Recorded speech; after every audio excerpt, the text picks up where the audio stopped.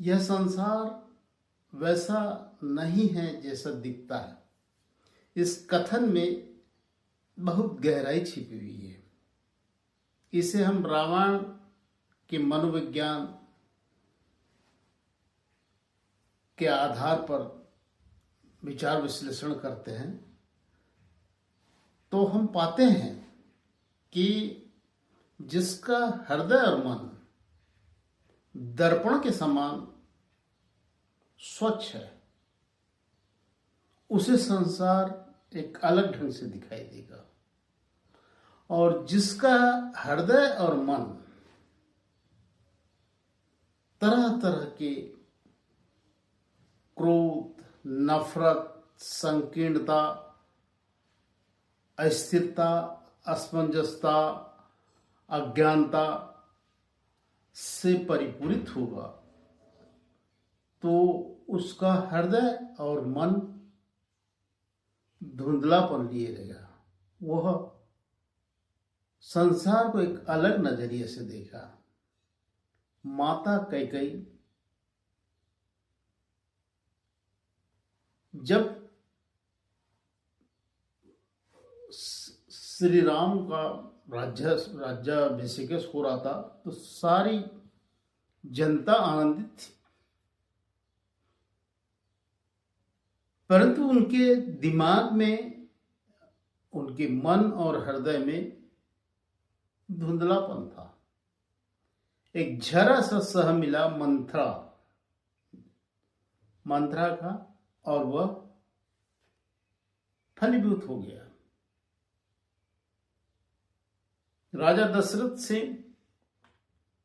आदेश एक अलग ढंग से पेश हो गया। पर वहीं देखिए कि जिसके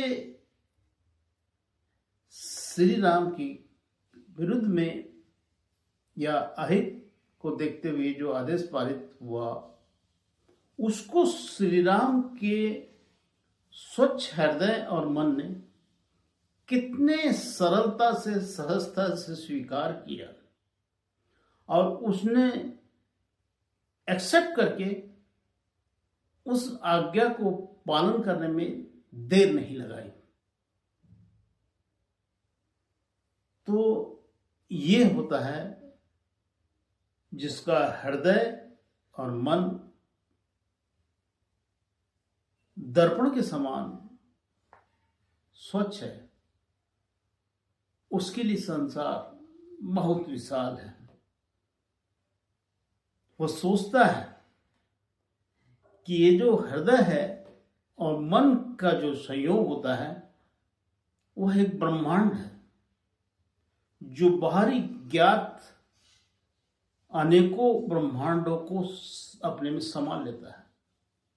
तभी तो मर्यादा पुरुषोत्तम श्री राम कहलाए। इसी को हम लंका के संसार में देखते हैं कि रावण जो था, उनका हृदय मानव शत्रु मानता था, मानव को शत्रु मानता था, क्योंकि वो खुद राक्षस था। क्रोध, अहंकार जैसी मानव की बात करता था, तो राम को भी उन्होंने उसी नजरिए से देखा।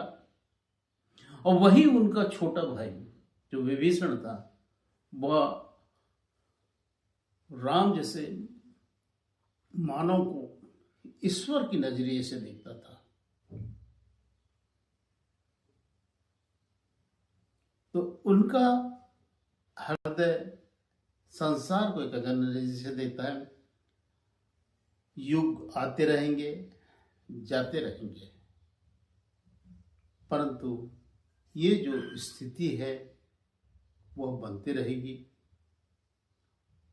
हृदय और मन से ही उनकी स्वच्छता के प्रतिशत के दर पर यह संसार एक्सेप्ट किया जाएगा